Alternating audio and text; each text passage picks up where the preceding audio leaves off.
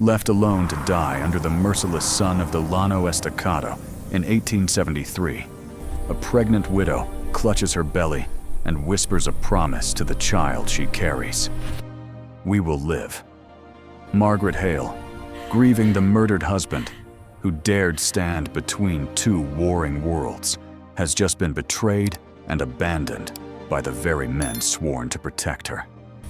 In a land where mercy is rarer than rain, can a desperate woman and her unborn child defy death itself? This is a true frontier tale of betrayal, survival, and the unbreakable bond between mother and child. A story whose ending has left millions in tears and questioning everything they thought they knew about justice in the American West. Drop a comment and tell me where you're watching from today. Hit that subscribe button and turn on notifications, because you're going to want to hear every word until the final, heart-wrenching moment. Trust me, this one stays with you long after it ends. The wind across the Llano Estacado in the fall of 1873 carried grit sharp enough to flay skin. The high plains stretched flat and merciless, baked so hard the ground cracked in jagged plates that swallowed boot heels and wagon wheels alike. Dust devils spun like restless ghosts, and the sun hung white-hot, refusing to drop even as evening bled across the sky. Margaret Hale sat on the wagon seat, one hand braced against the splintered sideboard, the other resting low on her belly where the faint swell had only just begun to show beneath her faded calico dress. 3 men rode ahead, leading the spare horse that had once been hers.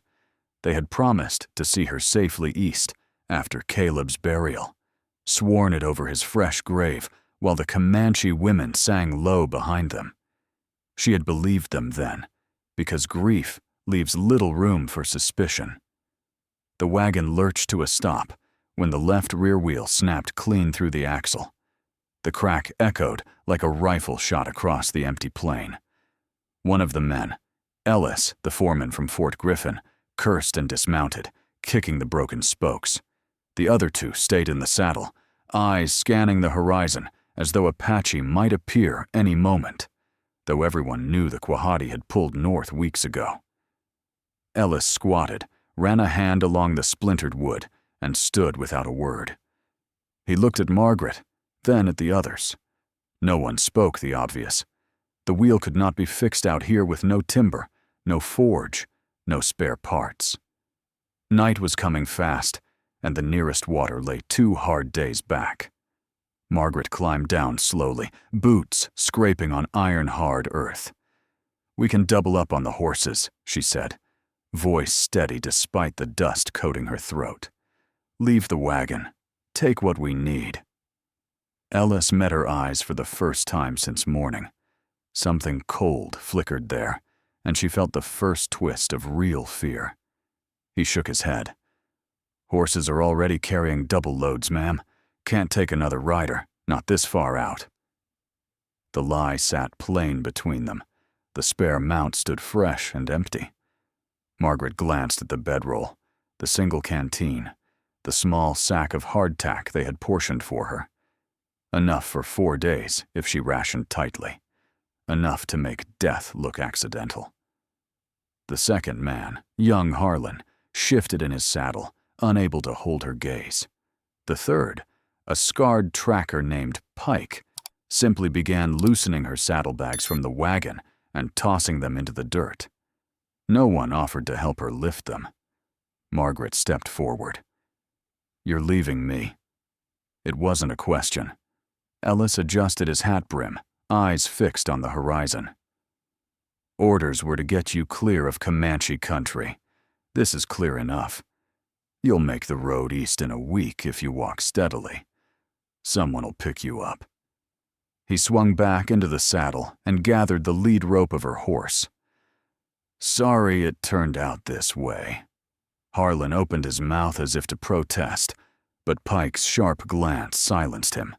The 3 riders wheeled and started north without looking back, hooves kicking up a low red cloud that settled over the abandoned wagon like a shroud. Margaret stood alone as the dust drifted down, The wind picked up, whipping her skirt against her legs and tugging strands of dark hair free from her braid. She pressed her palm harder against the small life inside her, feeling the faint flutter that had only recently become unmistakable. Caleb's child, conceived in the brief months before the ambush that took him, a child he would never see. The sun bled out on the rim of the world, turning the cracked plain the color of old blood. A night cold would follow soon, sharp enough to kill anything weakened. She looked at the scattered supplies, one canteen half full, a few strips of jerky, a box of matches, and the knife Caleb had given her years ago. No rifle. They had taken that first. She dragged the saddlebags into the thin shade of the wagon, sat with her back against the wheel, and stared at the empty horizon where the riders had vanished. Betrayal tasted metallic, like blood on the tongue. She had known men who hated Caleb for living among the Comanche, for refusing to hand over hostages when the army demanded them. She had not thought they would extend that hate to her, to the child she carried. The first star appeared, cold and distant. Margaret drew the knife, tested the edge with her thumb, and began calculating how far she could walk before the water ran out. Somewhere inside, a small, fierce voice answered for the unborn child. Far enough. We will go far enough. The stars wheeled overhead, indifferent witnesses to a woman alone on the high plain.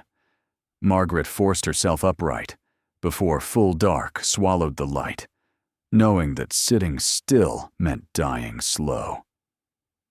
She gathered the scattered supplies with numb fingers, stuffing jerky and hardtack into one saddlebag, while the canteen hung heavy against her hip. Every movement pulled at the ache low in her back, a reminder of the life she carried. But pain was an old companion now. She scanned the broken wagon for anything useful, prying loose a canvas scrap to rig a makeshift sunshade for tomorrow. The knife went into her boot top, blade cold against her calf. Water first, ration it, sip only when the throat burns.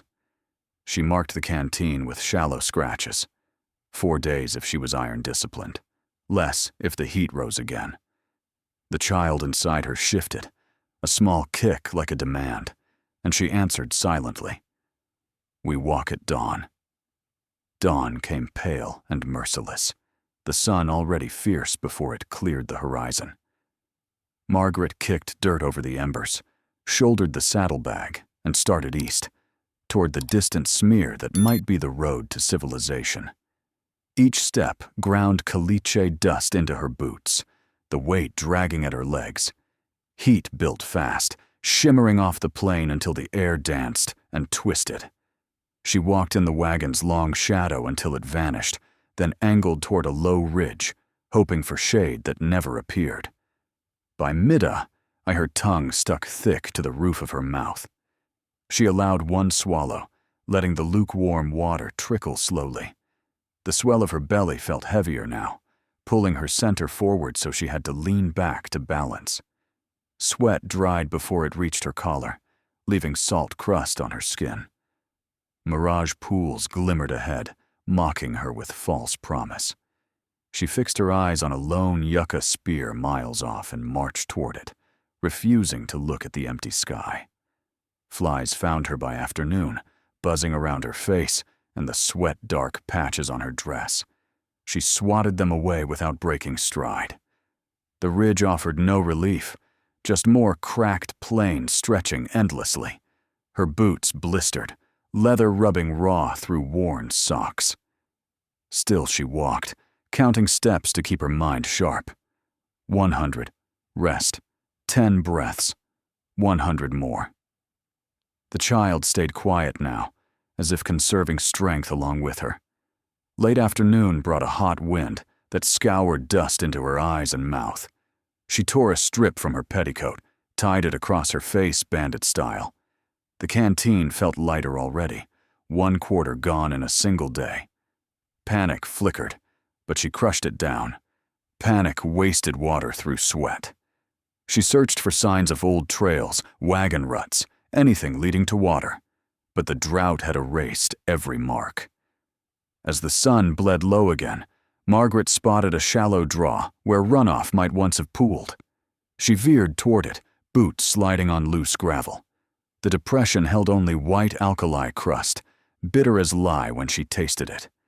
Still, she scraped with the knife, digging deeper until damp earth appeared inches down. She pressed the canvas over the hole, letting seepage collect drop by precious drop, while she waited in the thin shade of a stunted creosote bush. Night returned colder than the last. She filtered the muddy trickle into her canteen, adding barely a cup. Fire again, shorter this time to save fuel. The coyotes sounded closer, emboldened by darkness. She sharpened a wagon, spoke into a crude spear, laid it beside her, along with the knife. Sleep came in shallow snatches, broken by every snap of dry twig or distant howl.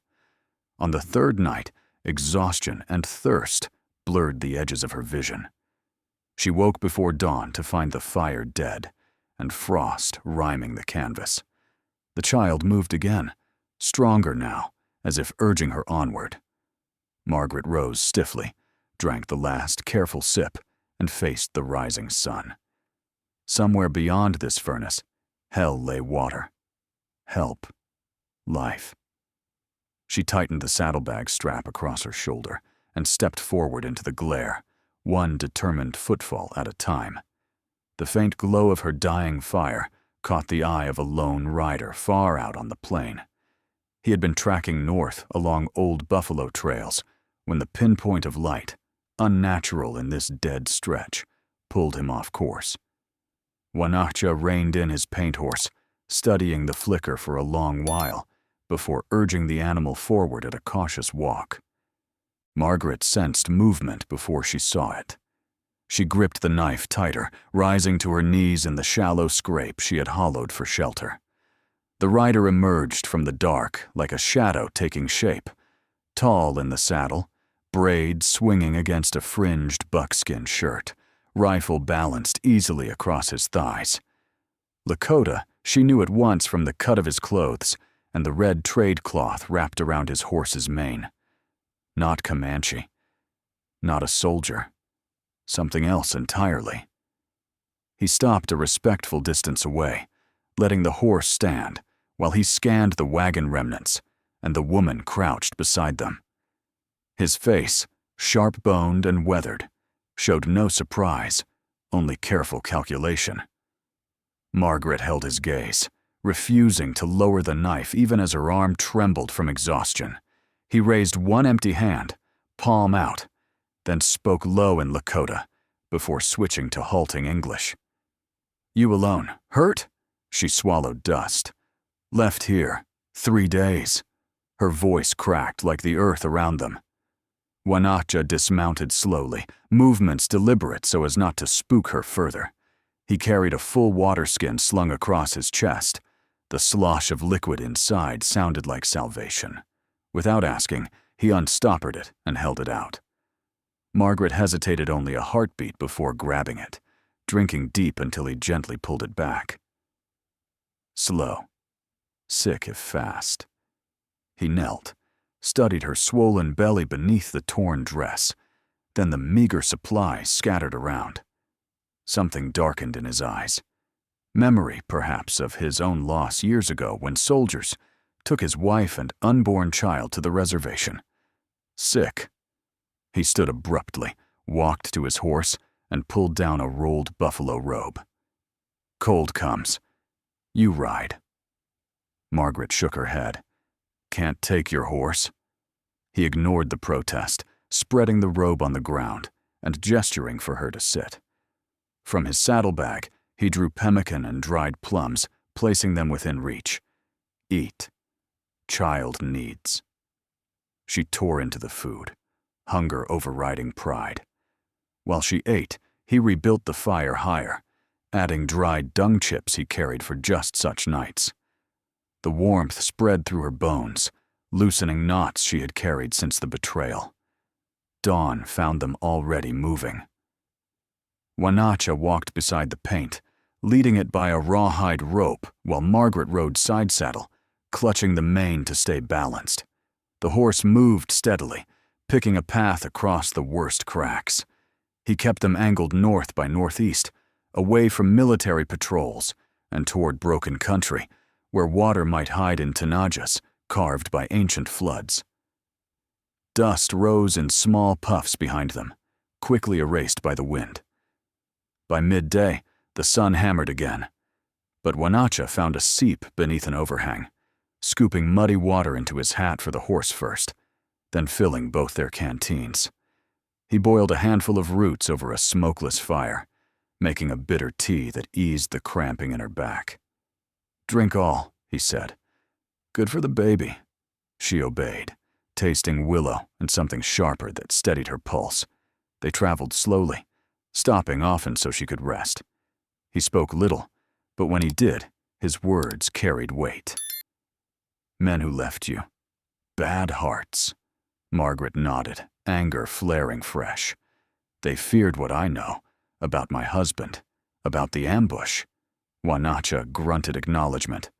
"White men fear truth more than bullets." His tone held no bitterness, only fact. On the fourth evening, as stars pricked the sky, he pointed to a distant ridge. "My people will be there soon. Safe." Margaret felt a flicker of hope. She had not allowed herself in days. If you are enjoying this story of raw survival and unexpected mercy out here on the merciless plains, hit subscribe. It truly helps keep these forgotten frontier tales alive for everyone. Wanacha glanced over, catching her small nod in the firelight. "You're strong. Child stronger." For the first time since the betrayal, Margaret believed it might be true.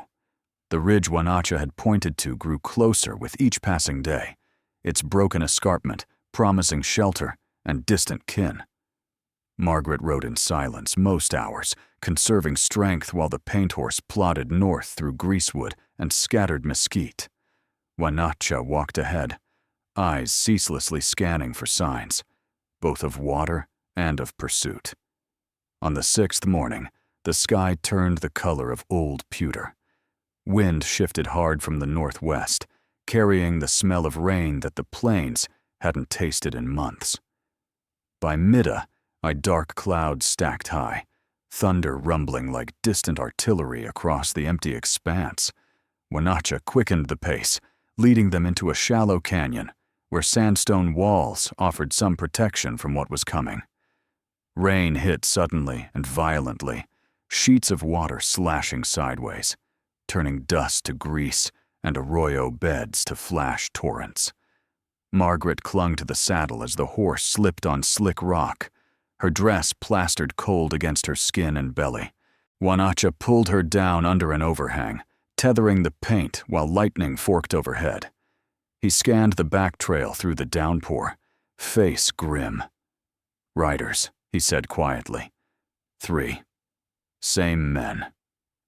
Margaret's stomach knotted tighter than the storm. She had known they might come back.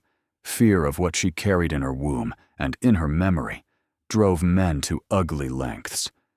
Wanacha handed her the reins. "Stay low. Friends near." He slipped into the rain before she could ask more, disappearing among the wet boulders like smoke. The pursuers appeared soon after, 3 mud-spattered figures pushing weary horses through the deluge. Ellis led, hat-brim dripping, eyes narrowed against the sting of rain. Harlan and Pike flanked him, rifles already out, barrels wrapped in oilskin. They spotted the paint horse under the overhang and reined in 20 yards downslope, water streaming off their slickers. Ellis shouted over the roar of rain. "Mrs. Hale, we know you're there! Come out peaceable! We're taking you back!" Margaret stepped forward into the gray curtain, one hand braced on the rock wall, the other cradling her belly against the cold. Rain lashed her face, but she held her ground. "You left me to die once. I'm not going with you." Harlan shifted uncomfortably in the saddle. "Orders changed, ma'am. Mr. Reynolds wants you safe now." The lie hung thin between them. Pike spat to the side, eyes cold. "And the half-breed brat you're carrying doesn't belong out here either." Margaret felt fury rise hot through the chill. "This child belongs wherever I say. You murdered my husband for standing against your kind. You'll not touch his blood." Ellis raised his rifle slowly, water dripping from the barrel. "We can do this easy or hard." Thunder cracked overhead, shaking loose gravel from the canyon walls. In that instant, shadows moved on the rims above, silent figures in soaked buckskin, bows drawn, rifles leveled. Wanacha stepped back into view beside Margaret, water streaming from his braids, knife in hand, but held low. More Lakota emerged from the storm, 6, then 8, closing the half-circle behind the 3 riders. Their ponies stood sure-footed on slick rock, painted faces impassive beneath war bonnets, sodden with rain. Ellis's horse danced nervously as the trap snapped shut. Harlan's face went pale under the mud. Pike cursed low, realizing too late the odds. Margaret spoke again, voice carrying clearly over the rain. "Tell whoever sent you that Caleb Hale's widow lives. Tell them his child will be born free. And tell them the truth about that ambush. We'll ride east on faster horses than yours." Ellis glared up at the silent warriors ringing them, then back at her. "You're making a mistake siding with savages," Wanacha answered before she could. "We protect what is ours now." Lightning flashed again, illuminating the standoff in stark white. No one moved for a long heartbeat. Finally, Ellis lowered his rifle, jaw tight. "This ain't over." He wheeled his horse hard, splashing mud high, and the 3 riders spurred back down the canyon the way they had come, swallowed quickly by the storm. The Lakota held position until the hoofbeats faded entirely. Only then did Wanacha turn to Margaret, rain still pouring off him. "Gone for now. We ride hard before dark." She nodded, exhaustion and relief warring inside her chest. The child kicked strongly, as if celebrating the narrow escape. Margaret mounted with help, the canyon walls echoing thunder, while the band moved out single file into the cleansing flood, leaving the pursuers' tracks to wash away behind them. The storm broke as quickly as it had come, leaving the canyon washed clean, and the air sharp with wet earth. Wanacha led the band higher into the broken foothills, following hidden draws where cottonwoods marked seeps that the rain had revived. Margaret rode in the center, flanked by 2 young warriors whose ponies moved sure over slick stone. The child inside her settled into a steady rhythm, as if sensing the danger had passed for now. They made a cold camp that night in a cedar break, no fire to betray their position. Wanacha sat across from her, sharpening his knife by starlight, while the others took watch. "Those men will ride to the fort," he said quietly. "Bring bluecoats, maybe?" Margaret nodded, pulling the buffalo robe tighter against the chill. "They'll say I was taken by Indians. Easier story than the truth." He grunted agreement, eyes on the blade. "Truth slow. Lies ride fast horses." Days blurred into a steady push north, the terrain rising into Pinon and Ponderosa, where elk sign grew fresher and streams ran clear. The Lakota band, scattered families who had joined Wanacha after the reservations tightened, moved light and fast, leaving little trace. Women rode with cradles on their backs, children quiet from long habit. Margaret learned names quickly. Tang Yang, the old healer who brewed pine needle tea for her cramps. Chang Te, the sharp-eyed scout who taught her to read cloud shadows for coming weather. Higher still, the air thinned, and nights turned knife cold. Snow dusted the peaks ahead, early for the season but welcome cover. Wanacha brought down a mule deer with 1 arrow, the band feasting on liver and heart roasted over a hidden fire. Margaret ate her share, feeling strength return to her legs, and the child grow heavier, more insistent. She caught herself listening to Lakota songs around the flames, the low drum of voices blending with wind through pine needles.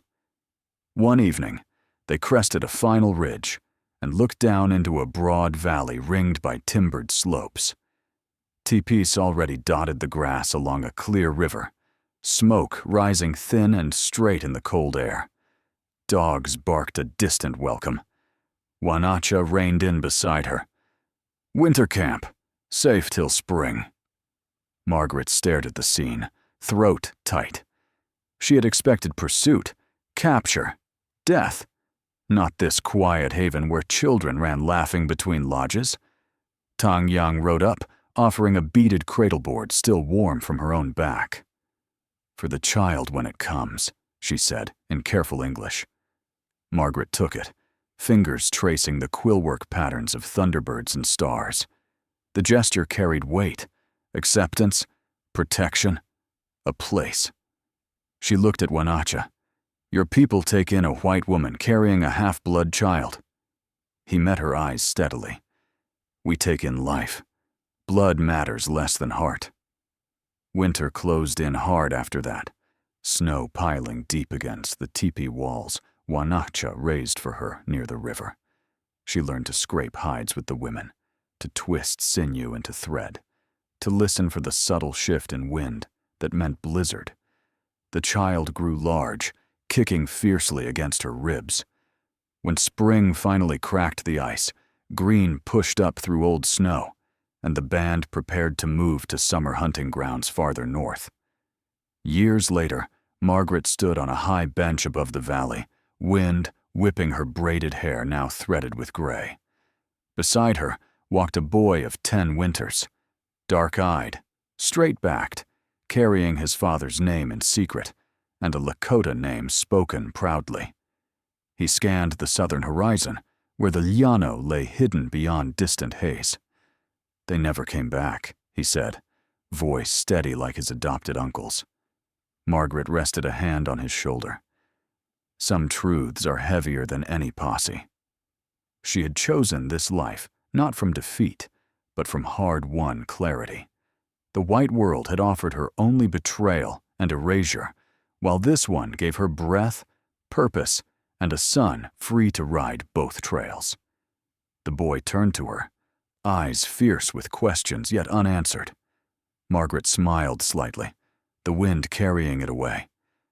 "We stay," she said simply. "This is home now." Below them, the river ran bright under a new sun, and the band moved across the grass like shadows returning to ancient ground. Margaret Hale walked away from everything the white world promised her: safety, belonging, a future, and chose a harder path where her child could breathe free.